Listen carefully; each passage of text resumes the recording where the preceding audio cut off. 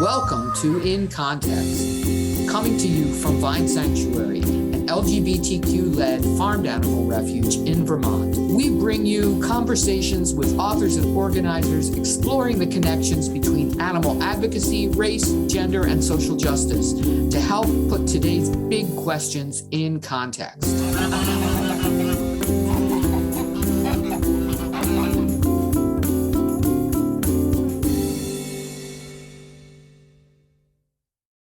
Hi, and welcome to In Context. I'm Patrice Jones, coming to you from the grounds of Vine Sanctuary, and my guest today is Michelle Carrera, founder of Chilies on Wheels and other organizations, who's going to be talking with us about mutual aid. Michelle is one of the most generous and creative people I know. And so I am thinking about a particularly generous cow today. Her name is Luna. Luna was unfortunately incarcerated at a farm that was used to raise animals who would be killed as beef. The farm ran out of money and then just stopped feeding the animals. Many died. By the time that authorities arrived to seize the survivors, Luna was so thin that she had actually begun to digest her own body, and yet she was nursing her own calf and nursing the calf of another cow who had become too weak to nurse. This was extraordinary generosity in the midst of trauma, and so admirable that I can hardly find words to say how much I admire her. She and her daughter Orchid and her adopted daughter Oryx all came to the sanctuary. They live in the hardy herd of the back pasture.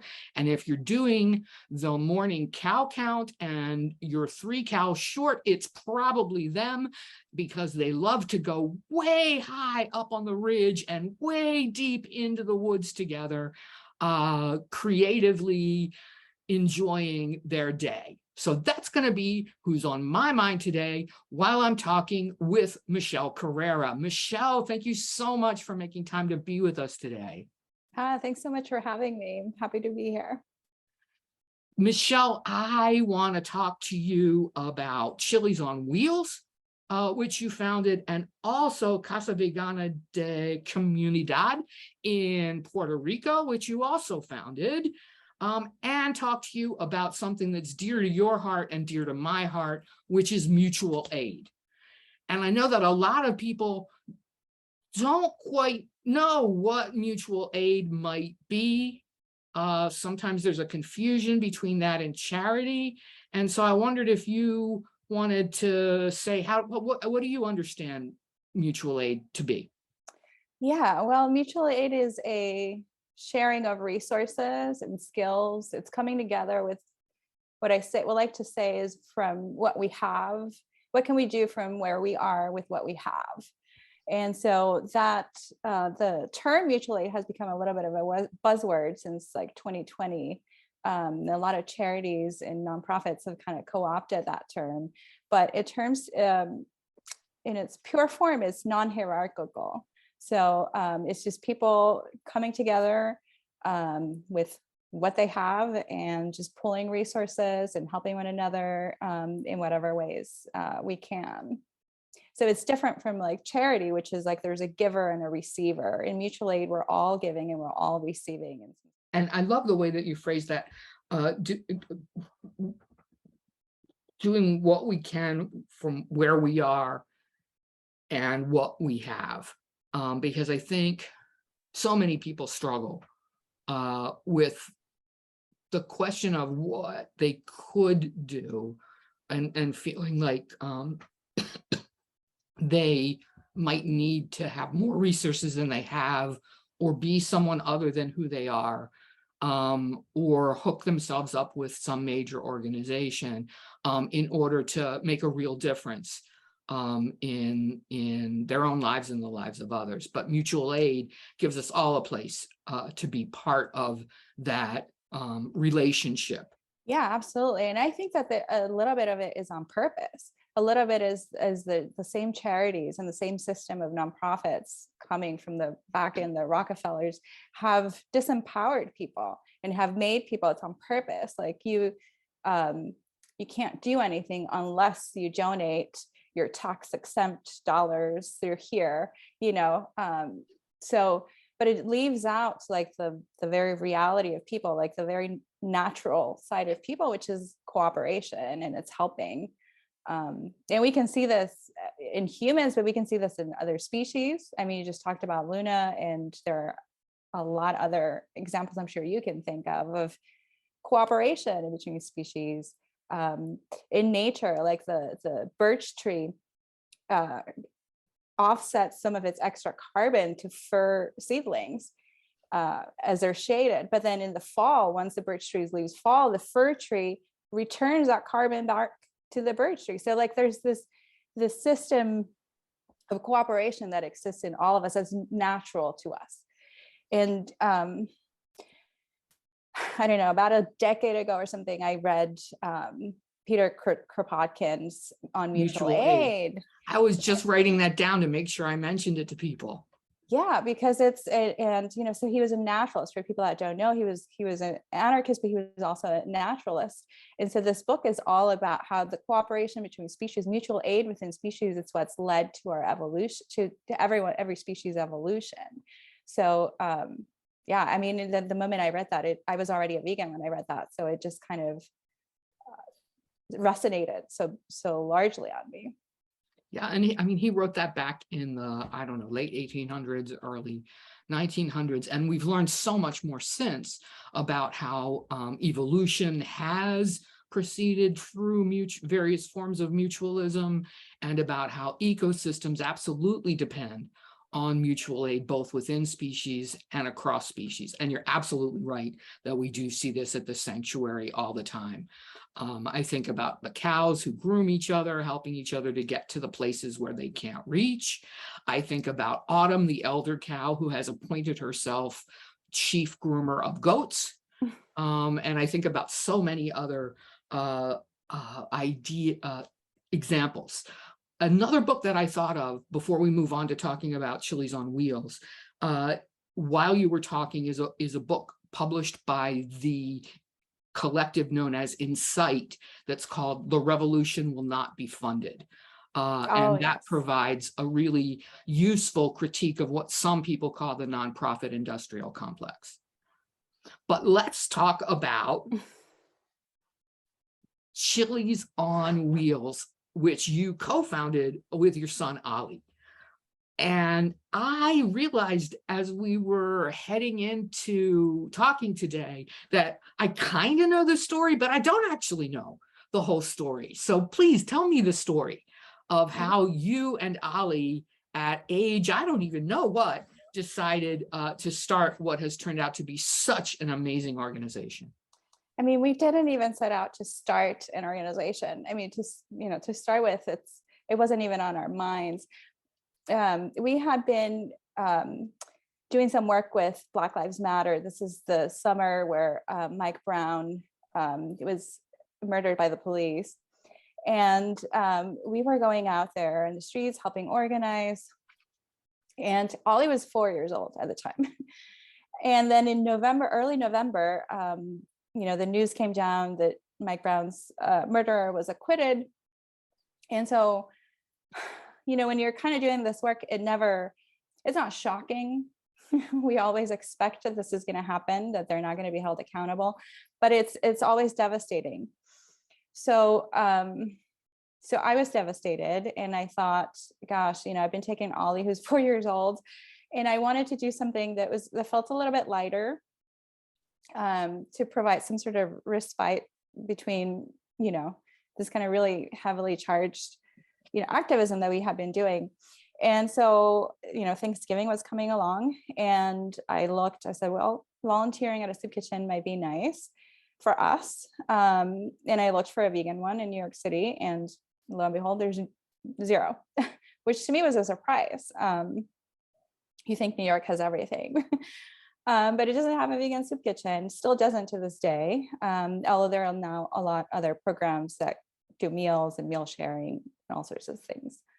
But so at the time, this didn't exist. So I said, well, I'm just going to do it myself. And, I was food insecure myself at the time. I've been a freelancer, forever. And so I had $50 left on my bank account. And I said, I'm just going to split it 50-50 and 25 for our meal and, 25 to share. And so that's what I did. I got all the little things in my kitchen, the little pots and pans, and I was able to make 15 meals, I think, of hot chili. And we went out and we just walked the streets of New York distributing it, just Ollie and me. Holly would hand out the waters, putting him to work. And throughout that process, we're talking to people, and there's just one person that we approached and we're like, hey, do you want a chili? And he's like, oh, no, thanks. I don't eat meat. What? This is vegan. So, but in the process of talking to him, it became so clear, and in the struggle that he was going through, because this wasn't an offering anywhere, so he was a houseless person who didn't have access to any vegan food, even though he did not, eat meat. And I don't know, something about in that moment just kind of, I was like, oh, I have to do this again and again and again. And I started posting it on Facebook, and I started getting support from my friends and families, getting a bigger pot. Someone offered to cook one day, just offering little resources here and there. And that's how it all started. And I mean, after that, we had some teenagers get involved from a local animal rights club in their high school. So high schoolers were our first volunteers who came out with us every single Saturday. And it's been 8 years, and we're still there every Saturday, and the organization has grown leaps and bounds. There's a network now of Chili's on Wheels locations other than New York. Yes. And I feel like in the during the pandemic, you were not only giving out chili and other hot foods, but I feel like there was grocery delivery going on at some point too. Yeah. So the pandemic, as soon as the city shut down, one of our organizers, Eloisa Trinidad, who is now leading Chili's on Wheels, now leads the organization, read that the students in schools, the elementary school students, would not be getting their lunches because the schools were going to be closed. There was some backlash, and eventually some of the schools opened and offered lunches again. But at the moment, they were going to be left without food. And we just started offering groceries, and then that grew into anyone could request groceries from us, vegan groceries. And we had, everyone was obviously volunteer drivers, coordinators, telephone people, and we were giving out thousands of groceries like all across New York City. And I need to know how the name Chili's on Wheels happened. That was Ollie. This was not meant to be. Again, I would have given it a lot more thought, probably overthink it.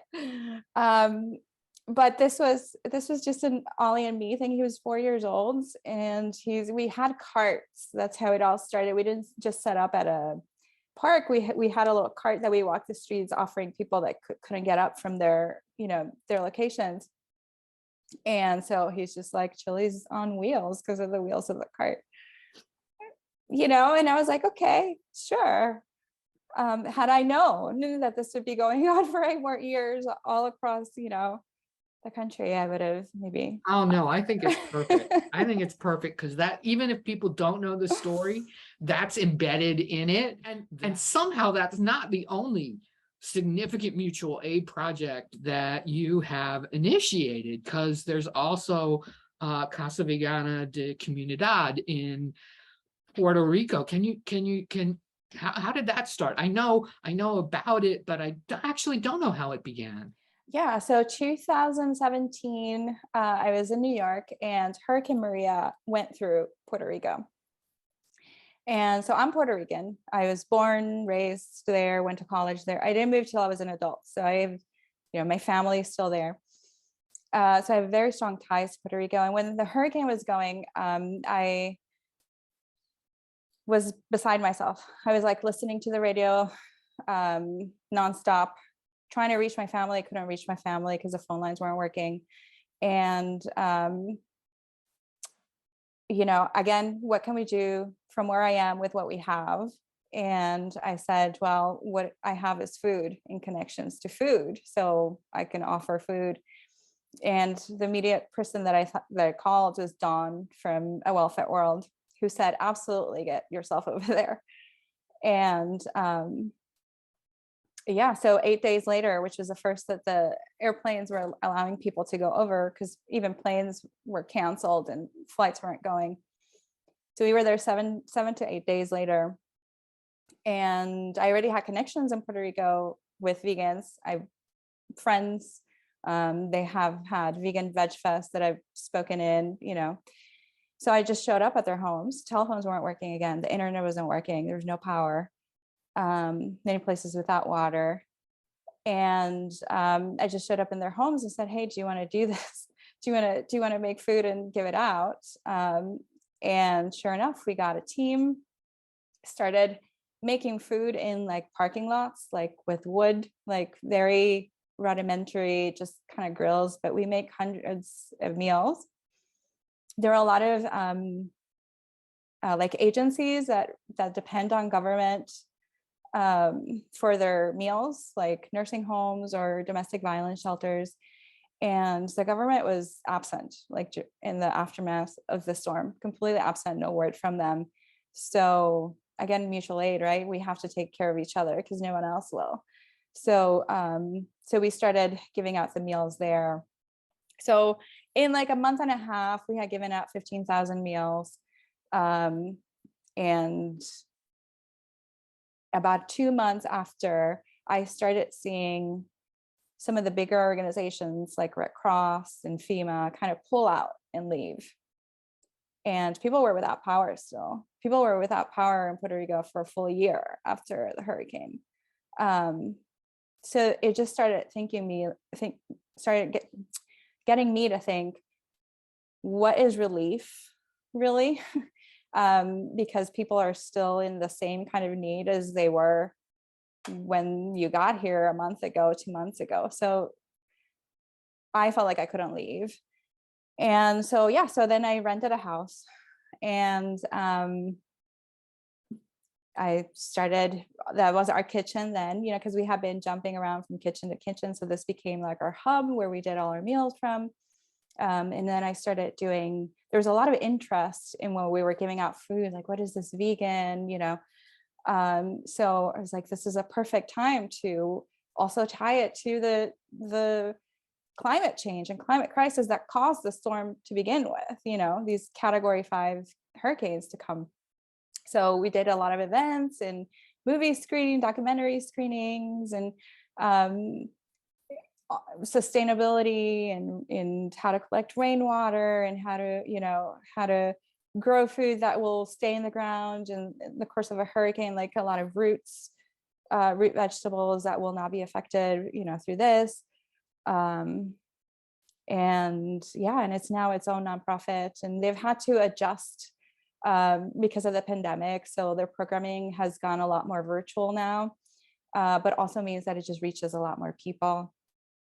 And yeah, so that's still going over there. And I think there's a small sanctuary associated with it as well. Yes. Yeah. So there, during the course of me being there, as soon as people find out that you're an animal lover or vegan, they start thrusting animals at you.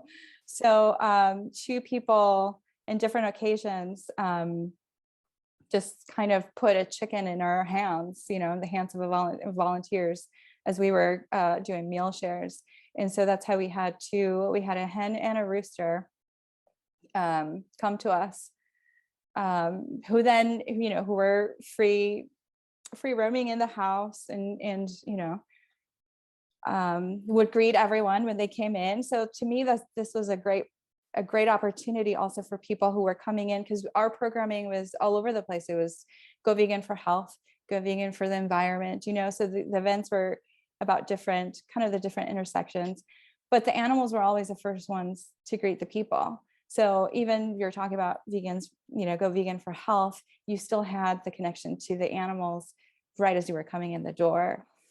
Oh, that's beautiful. That's beautiful. I love that very much. Wow, you've been saying so many things that I really want to highlight for people, the way when you said, well, nobody's doing this, so I'm just going to do it myself. Or we have to take care of each other because nobody else is going to do it. I mean, like, that ethos goes right to the heart of mutual aid. Again, doing what we can with what we have from where we are. And I do think that that's, even if what you end up doing doesn't fall within the rubric of mutual aid precisely, to approach activism from that stance, just what can I do from where I am right now with what I have right now, and then creatively deploying whatever resources you happen to have from wherever you happen to be. I think that's so useful and enlivening, and can work for anyone on any topic that they're trying to make a difference about. But I also know that doing so much work as you have done, and so much hard work in so many desperate situations, in situations where you are encountering people who are food insecure, when perhaps you yourself also are food insecure, in the wake of an unnatural disaster like that hurricane, compounded by capitalism. And I mean, that's an enormous amount of stress on you just as an organism. So that leads me to the question of burnout.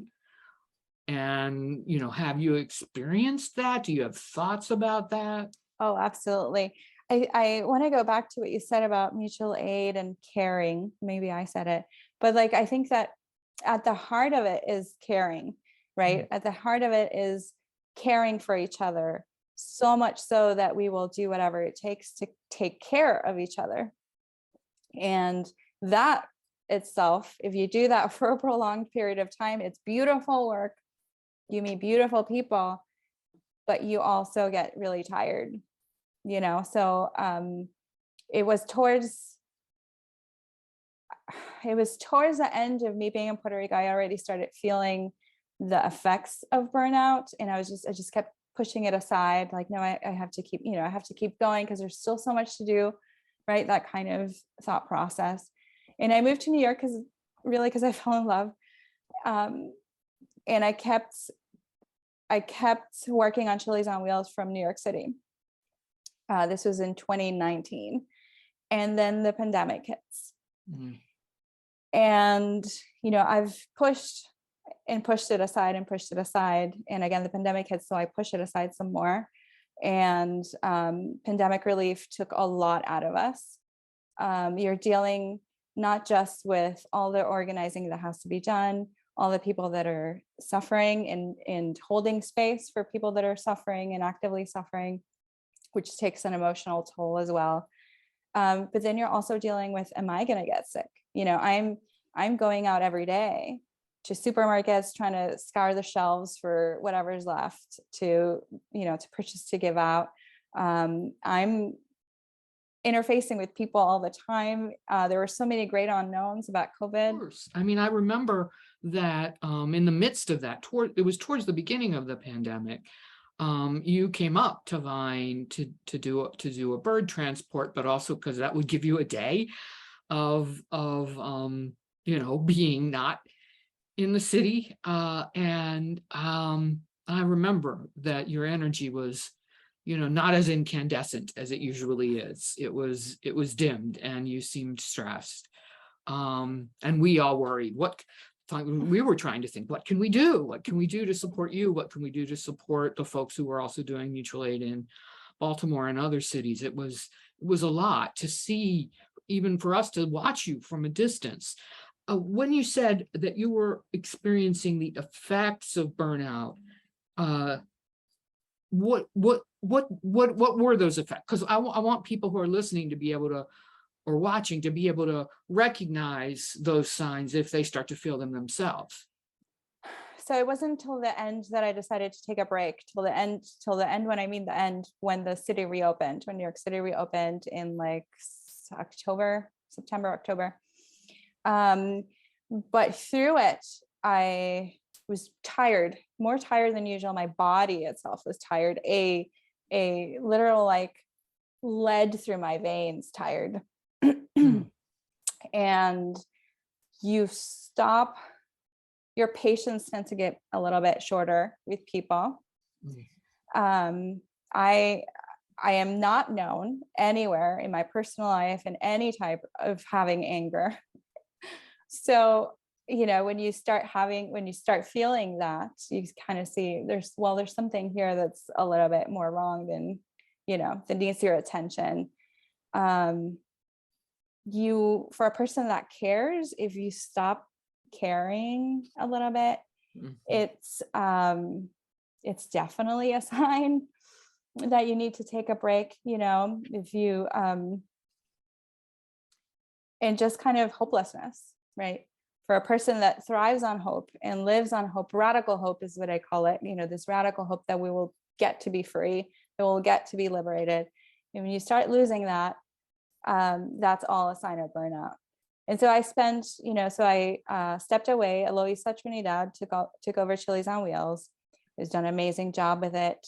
They've now even gone on to like food policy for including plant-based foods in schools, in public schools. So like they're doing amazing work. 2 community fridges have gone up since then.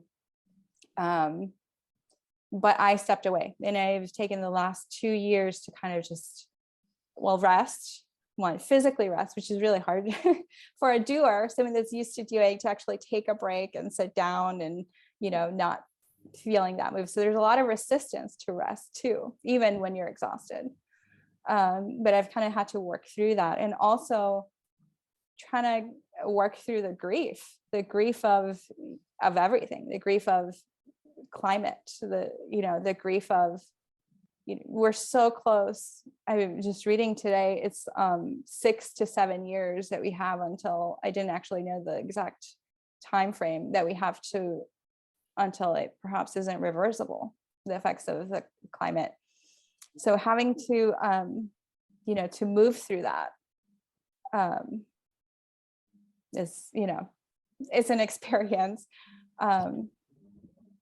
When you say work through the grief, what do you mean? Like, because I can imagine people saying, yeah, work through the grief, but what does that mean exactly? Well, so I don't know if you know this about me, but I am also a trained death doula. So I've worked with people as they're passing. I worked with the families as they're dealing with their grief. So I perhaps know a little bit about grief and know how to identify it in myself and how to hold space for it. But working through the grief, I mean, it just means experiencing it, feeling it, allowing yourself to feel it, to face it head on, and to imagine the worst case scenario and somehow be okay with that. It takes a lot to do that. But in that process, so there's, the Kubler-Ross came up with the 6 stages of grief, and they're not linear. It's not a linear thing. Sometimes you go through anger, sometimes you go through bargaining or denial all in the same day, in little pockets of time in the day. So it's not linear. And going through that, you also find meaning, which is weird. You find a new, it's like a redefining of what hope is, right? It's like a redefining, reimagining. So in climate change, right, we might be nearing the end of our species. And so what that means, you have to kind of come to terms with that.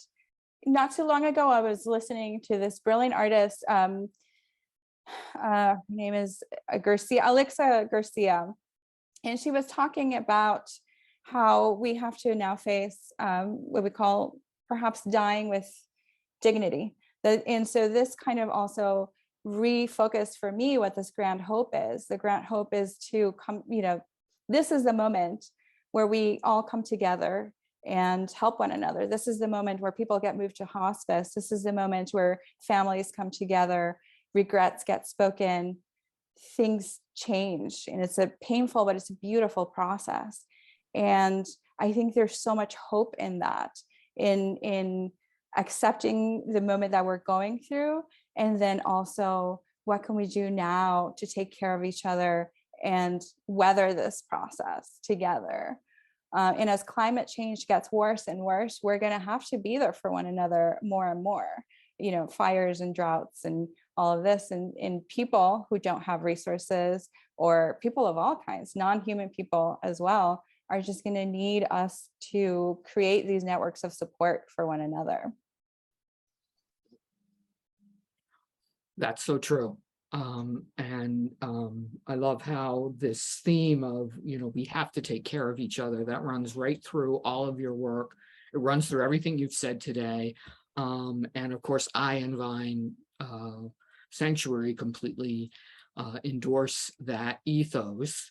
You said that you took off a couple years, but now you're coming back. Yeah, well, I don't know if you want me to say it. Yes. So I just joined Vine Sanctuary as a staff member, as a volunteer coordinator and project manager, and I'm very excited for it. I also want to extend thanks to you, Patrice, because this has brought back an even bigger kind of hope for me, of being able to kind of come back to it in the same ethos and the same care that runs through my work, as you just said. So I'm very excited. So if anyone wants to volunteer, please get in touch with me, because I would love to be that bridge for you to Vine.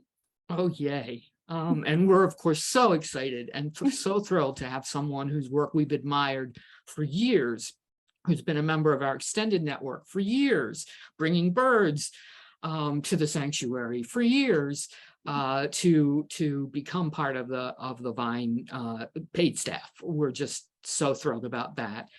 So again, if you want to volunteer, reach out to Michelle. You can go to vinesanctuary.org and click on the Join Us Volunteer. That's also where you can find show notes and other episodes of In Context, vinesanctuary.org. I want to thank you so much, Michelle, for making the time, for being with us today, and for being so clear in your explanation of mutual aid, which we and I feel to be just so essential to what we need to do going forward. And I want to thank our producer, Sarah Jane Blum, and I want to thank you, our listeners and viewers, for whatever you're going to do to bring more mutual aid, mutual care into the world from where you are with whatever you have. Thank you. Bye.